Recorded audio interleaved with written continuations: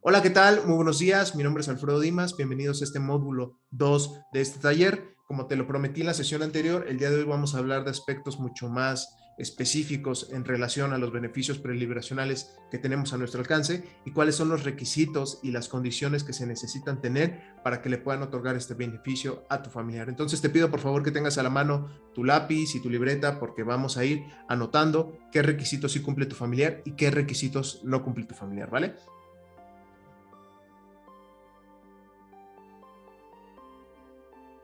Para abrir hay que preguntarnos qué beneficios preliberacionales se encuentran a nuestro alcance.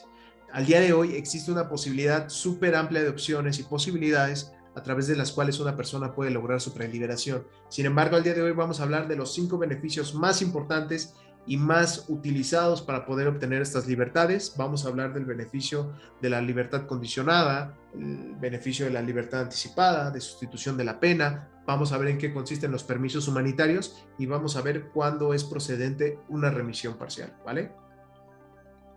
El primer beneficio del que vamos a hablar es el beneficio de la libertad condicionada. Este beneficio, que se encuentra previsto en el artículo 136 y 137 de la Ley Nacional de Ejecución Penal, se otorga una vez que el sentenciado cumple con el 50% de la pena impuesta, ¿vale? Es decir, que si tu familiar tiene una sentencia de 10 años y ya cumplió 5, perfectamente va a tener la posibilidad de solicitar un beneficio de esta naturaleza.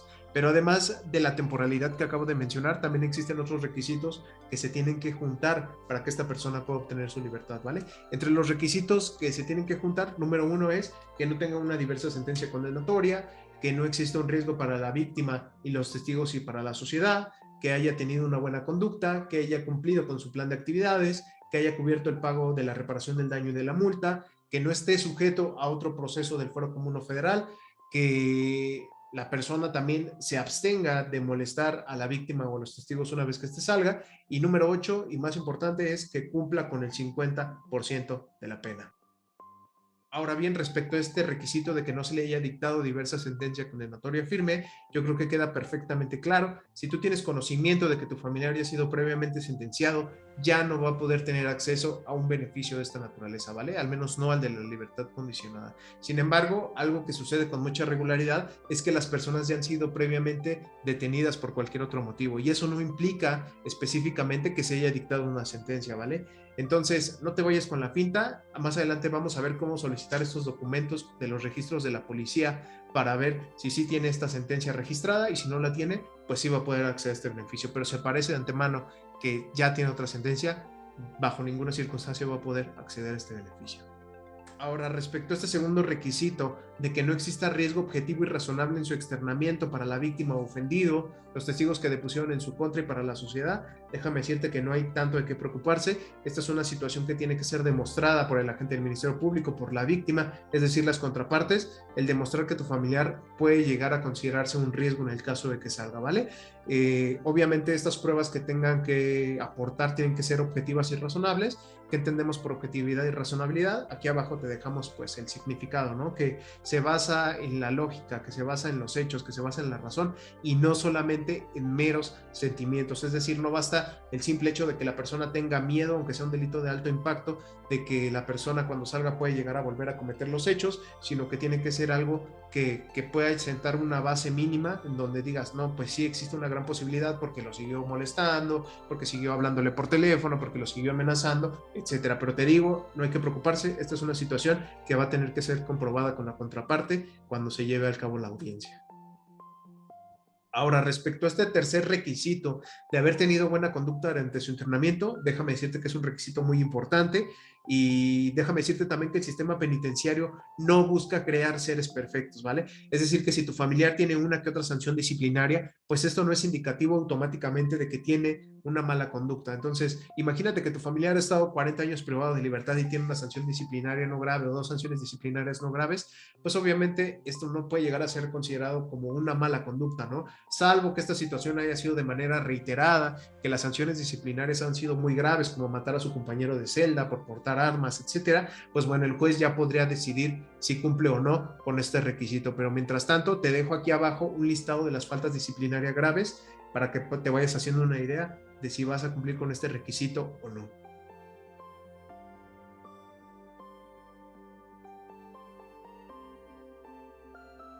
Ahora bien, respecto a este cuarto requisito de haber cumplido satisfactoriamente con el plan de actividades al día de la solicitud, no va a existir ninguna problemática si tu familiar ha sido un participante activo dentro de las actividades que se otorgan dentro del Centro de Reinserción Social. Yo he conocido personas que incluso han estudiado licenciaturas dentro del centro penitenciario, para ser específico, en la penitenciaría de Santa Marta, y son cosas que los jueces, déjenme decirles, señores, toman mucho en consideración. Sin embargo, no es completamente necesario. Si tu familiar es bueno para el deporte y durante todo este tiempo estuvo realizando actividades deportivas porque pues es lo que le apasiona, lo que le gusta, se fue preparando, pues no creo que tenga ningún problema para tener este beneficio. Ahora bien, respecto al siguiente punto, y no menos importante, encontramos el haber pagado la reparación del daño y la multa. Generalmente la multa no son montos muy altos, sin embargo, la reparación del daño puede ir desde $1 hasta millones de pesos. Entonces, yo te recomiendo, si tienes la posibilidad, y te lo juro, que los jueces lo toman mucho en consideración, es pagar la reparación del daño, ¿vale? Obviamente este pago se hace ahí en el propio juzgado, no tienes como ninguna problemática. Sin embargo, el problema se da cuando no tenemos dinero para pagar la reparación del daño, que es muy común, sobre todo cuando se trata de delitos de alto impacto como homicidios y se hacen estas cuantificaciones millonarias para pagar. Pues es complicado, ¿no? Que podamos cubrir con ese monto, y el artículo 156 de la Ley Nacional de Ejecución Penal nos da una segunda opción, y déjame, te la digo a continuación. Cuando la persona privada de libertad no contase con recursos suficientes para liquidar el pago de la reparación del daño y solicite algún beneficio, el juez en la celebración de la audiencia dictará un acuerdo para que dicho pago sea saldado, sea pagado en un plazo razonable, quedando este compromiso como una obligación procesal. En el caso de que este incumpla, pues va a perder cualquier beneficio que se haya acordado en su favor. Entonces, esto no tiene mayor ciencia. Existe la posibilidad de que en la propia audiencia se pueda llegar a un convenio, se pueda llegar a una especie como de acuerdo para cubrir con este monto a plazos una vez que la persona ya se encuentre en libertad, una vez que la persona se encuentre trabajando, y obviamente el plazo que se fije pues va a depender pues de la cantidad que se tenga que pagar y las posibilidades que se tengan de pagarlo, ¿vale? Entonces, esta es una segunda opción. Tienes estas dos opciones en el caso de que no cumplas alguna. Ahora bien, hay una tercera, y en esta no me quiero meter tanto porque es una cuestión como más especializada, más técnica, es diferente para todos. Sin embargo, lo voy a explicar. En el caso de que tengas alguna duda respecto a esto, podemos hacerlo en una asesoría en el área de preguntas y respuestas, pero el tema del que te voy a hablar es el tema de la prescripción. Mira, te voy a poner un ejemplo antes de entrar al caso. Imagínate que tú firmaste un pagaré, ¿vale? Imagínate que tu prima te prestó 10,000 pesos. Ahora imagínate que pasan 30, 40, 50 años, y cuando tú ya pasaron 50 años de ese préstamo, va tu prima y te dice, oye, tú me debes 10,000 pesos, y va con el juez y dice, es que ella me debe 10,000 pesos. Señores, las obligaciones, en este caso los derechos de la persona de cobrarlo también expiran, ¿no? Si pasó determinado tiempo y no se cubrió con ese monto, si no hizo lo posible para tratar de que le pagaras, pues mira, esa persona ya no va a tener la posibilidad de cobrártelo, y hasta cierto punto suena ilógico. ¿Cómo te voy a pagar una deuda de hace 50 años? Las obligaciones prescriben, los derechos prescriben cada determinado tiempo, y en este caso el derecho que ella tiene de cobrártelo y la obligación que tú tienes igual de pagarlo, pues ¡pum!, termina por el simple transcurso del tiempo. Generalmente, cuando una persona privada de libertad es sentenciada y es obligada al pago de la reparación del daño, pues pasa determinado tiempo. Generalmente las víctimas no cobran ese dinero, no hacen nada por intentar cobrar ese dinero, y la propia ley establece dentro de sus propios códigos penales de todos los estados, y es ahí donde viene el problema del por qué no entro tan a profundidad. Cada ley de cada estado tiene una prescripción por tiempo totalmente diferente. Puede ir una prescripción de 5 años, puede ser una prescripción de 10 años. Hay otros lugares, como aquí en la Ciudad de México, donde la prescripción no ocurre hasta que la persona ya compurgó su sentencia. Es decir, está completamente distinto en todos lados. Por eso les digo que dependiendo del caso, pues bueno, ya podríamos ver cuál sería la mejor opción. Pero generalmente el plazo en todos los estados, en la mayoría de los estados, perdón, es de 10 años, ¿no? Es decir, que si dentro de esos 10 años la víctima no se acercó una vez que se emitió la sentencia a tratar de cobrar de esa reparación del daño, pues va a perder ese derecho, ¿no? Sin embargo, les digo, esa es una cuestión un poquito más técnica, va a ser mucho más especializada dependiendo del caso. Yo les recomiendo las dos primeras, si se puede pagar o si se puede llegar a un acuerdo al pago de los plazos, adelante, pero si quieres tener la posibilidad de prescribir, en este caso la reparación del daño por el transcurso del tiempo, pues bueno, ya sería una cuestión que tendremos que ver más adelante. El sexto punto, que es no estar sujeto a otro proceso penal del fuero común o federal por delito que amerite prisión preventiva, yo creo que no tiene la mayor ciencia. Si tu familiar está enfrentando actualmente otro proceso, no va a poder tener acceso a este beneficio preliberacional. Dice la frase, por delito que amerite prisión preventiva. A continuación te dejo los delitos de prisión preventiva para que los puedas identificar, ver si tu familiar se encuentra en alguno de estos casos: robo de casa habitación, trata de personas, abuso sexual de menores, secuestro. Esto viene en el artículo 19 constitucional. Te pido por favor que pues lo consideres, lo cheques. Si tu familiar tiene otro proceso abierto, pues no va a poder disfrutar de este beneficio hasta que este no se cierre, hasta que este no concluya, ¿vale?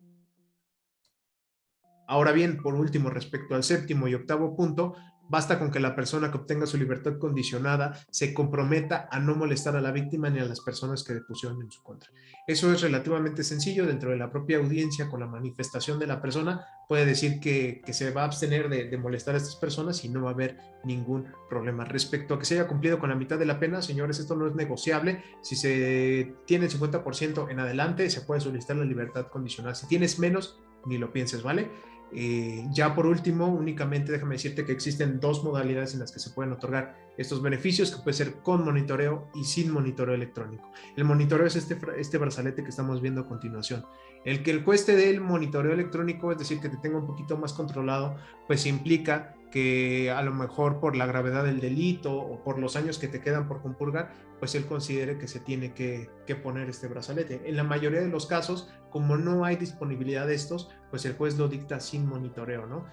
Hay que recordar que, como su nombre lo dice, nos encontramos ante la presencia de una libertad condicionada, es decir, el juez te va a dictar determinadas condiciones que tienes que cumplir, como que lleves una carta de trabajo, de tus constancias de tus días laborados cada determinado tiempo, que te presentes a firmar cada determinado tiempo, que vayas pagando en el caso de que te hayas obligado a pagar la reparación del daño a plazos, que lo vayas cubriendo a tiempo, y si no, pues obviamente se te puede retirar este beneficio. Pero como su nombre lo dice, estás en una libertad condicionada donde hasta cierto punto todavía estás un poquito controlado, ¿no? Todavía tienes que estar yendo al menos a hacer algunos actos de presencia.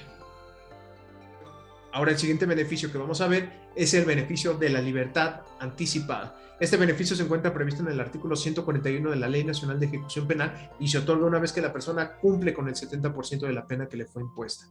Las diferencias que existen entre la libertad condicionada y la libertad anticipada prácticamente es la temporalidad. Una se otorga al 50% y otra se otorga al 70%.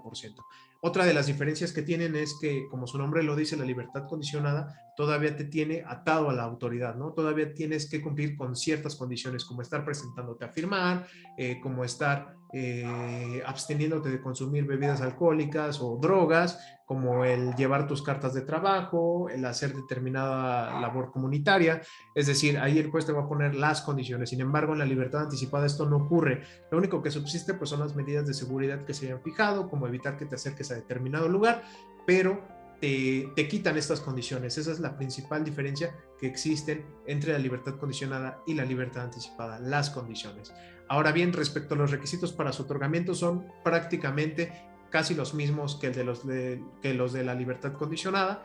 Vamos a enunciarlos a continuación. Número uno, que no se le haya dictado diversa sentencia condenatoria firme, que ya conocemos perfectamente, que no existe un riesgo objetivo y razonable en su externamiento para la víctima ofendido, que haya tenido una buena conducta durante su internamiento, que haya cumplido con el plan de actividades al día de la solicitud, haber cubierto la reparación del daño y la multa, no estar sujeto a otro proceso penal del fuero común o federal por delito que amerite prisión preventiva, que haya cumplido con el 70% de la pena, que es diferente, y que en el caso de que se trate de delitos culposos, pues que se cumpla únicamente con el 50% de la pena. El siguiente beneficio que vamos a ver a continuación es el de sustitución de la pena. Este se encuentra previsto en el artículo 144 de la Ley Nacional de Ejecución Penal y, a diferencia del beneficio de libertad condicionada y de libertad anticipada, que permite que cualquier persona lo pueda solicitar, este sí se encuentra destinado a un sector pequeño y vulnerable de la población penitenciaria.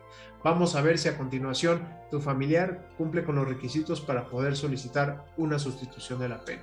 ¿A quién se puede otorgar? Esa es la pregunta principal. Número 1, a personas privadas de libertad, sin importar su sexo, que sea cuidadora principal o única cuidadora de hijas e hijos, siempre y cuando estos sean menores de edad y no representen un riesgo. Eso es muy importante y ya lo hemos visto con anterioridad. El tema del riesgo es un tema súper discutible. Sería ilógico pensar que si estás dentro de la prisión por haber lastimado a uno de tus hijos, pues puedas pedir un beneficio en estos términos, ¿no? Entonces, el tema del riesgo siempre se va a tomar en consideración. De igual manera, se va a tomar en consideración la opinión de las personas menores de 12 años, siempre y cuando estos puedan opinar, ¿no?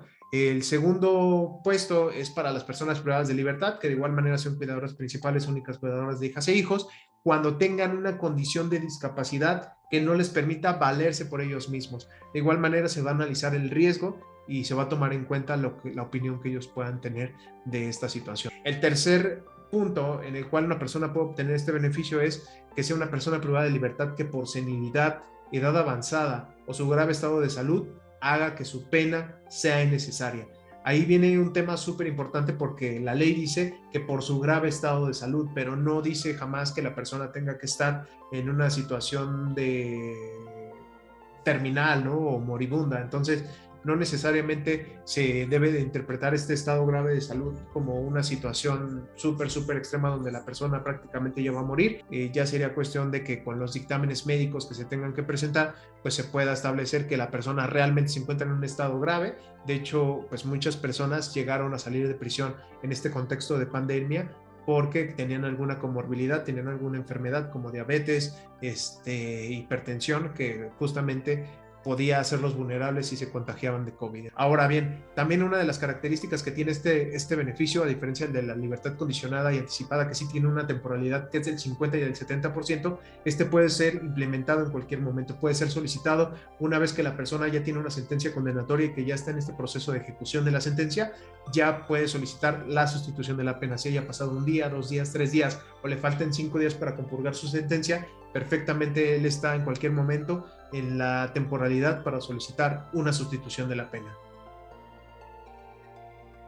El siguiente tema que vamos a ver a continuación es el de los permisos humanitarios. Estos permisos se encuentran contemplados en el artículo 145 de la Ley Nacional de Ejecución Penal y a diferencia de los beneficios preliberacionales donde sí se logra la libertad de la persona, únicamente, como su nombre lo dice, es un permiso para que de manera extraordinaria la persona pueda dejar las instalaciones del centro penitenciario. Entonces, vamos a ver a continuación en qué supuestos te pueden otorgar este permiso.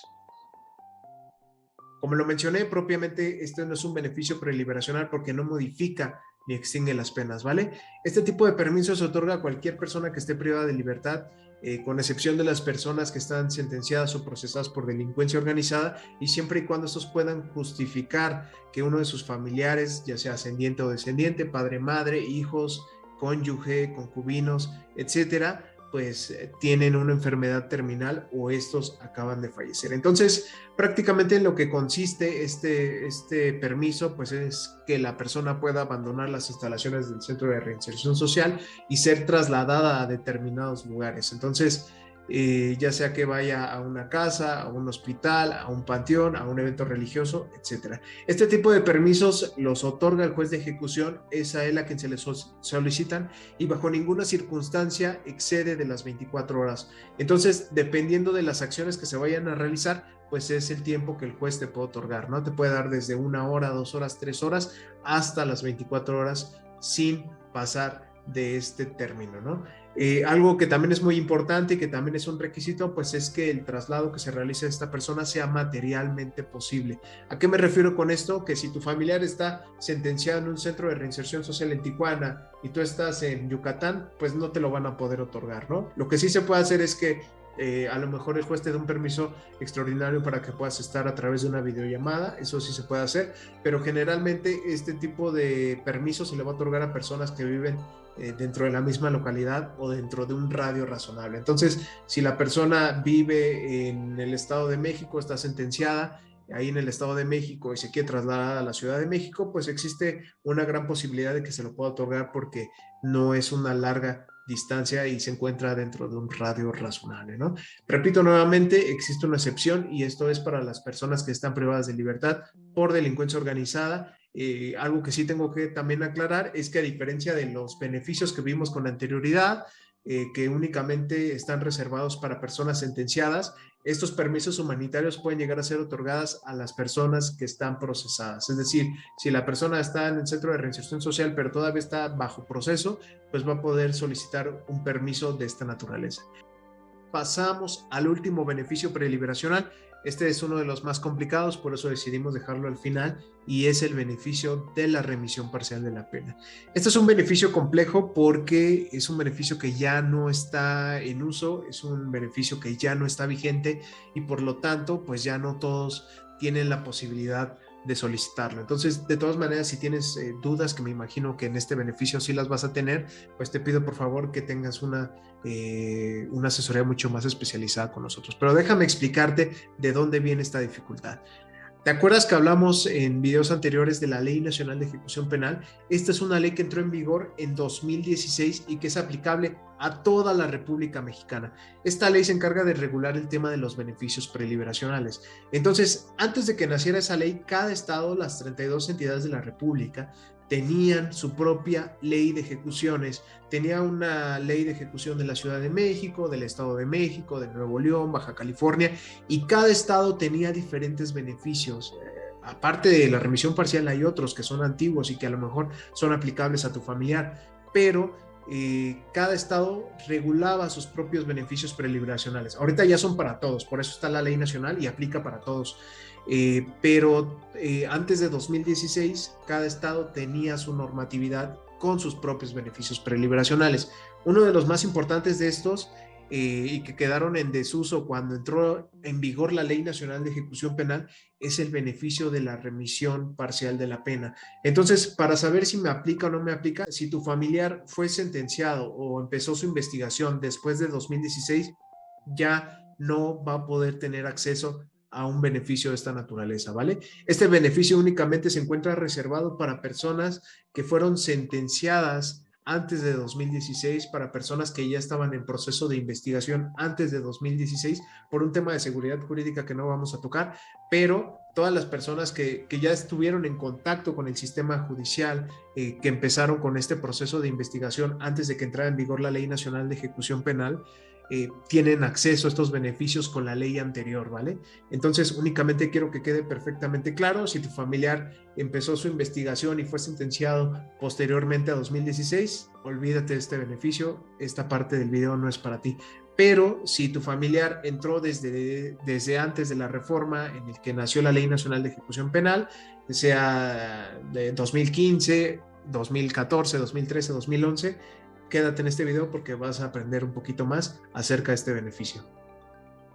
Este beneficio, también conocido como el beneficio 2x1, estaba reservado para personas que realizaban actividades laborales dentro del centro de reinserción social, que son la mayoría, ¿vale? Entonces, se supone, o la dinámica es en que por cada 2 días de trabajo se te hacía un día de remisión. La remisión no es otra cosa más que una resta de la sentencia que ya tienes, ¿no? Entonces, se supone que si trabajabas 10 años, pues tenías o podías tener derecho a que te hicieran una reducción de tu sentencia de hasta 5 años. En el caso de 20 años, 10 años. Es decir, ahí ya sería una cuestión de que vayas realizando las cuentas para ver cuántos días trabajaste y cuántos días se te pueden reducir. Ahora bien, para que te puedan otorgar este beneficio tienen que concurrir 4 requisitos. Número 1, haber tenido una buena conducta. Número 2, haber participado en actividades del centro. Número 3, haber realizado trabajo dentro del centro, que yo creo que esta es una de las más importantes, pues de esta depende la contabilización de los días que se vayan a restar. Y número 4, mostrar efectiva reinserción social. ¿Cómo demostramos la efectiva reinserción social? Es un tema bastante subjetivo, la verdad, pero con que cumplamos las otras 3, pues existe hasta cierto punto una presunción de que estás listo para tu reintegración a la sociedad. Entonces, a estas alturas más o menos puedes ir idealizando si cumples o no con estos requisitos, si tu familiar cumple o no con estos requisitos, y si te falta alguno, irlo trabajando con tiempo, ¿vale? Ya con esto damos por concluido este bloque. Ojalá que no te hayan quedado muchas dudas. En el módulo 3 ya vamos a ver aspectos mucho más prácticos. Vamos a ir rellenando nuestra solicitud de beneficio preliberacional. Vamos a hacer nuestras solicitudes para ir pidiendo los documentos que vamos a ofrecer como pruebas, etcétera. Entonces, por favor, quédate y me da mucho gusto. Si tienes alguna duda, déjanos tu comentario en el área de preguntas y respuestas y eso es todo por mi parte. Chao, chao.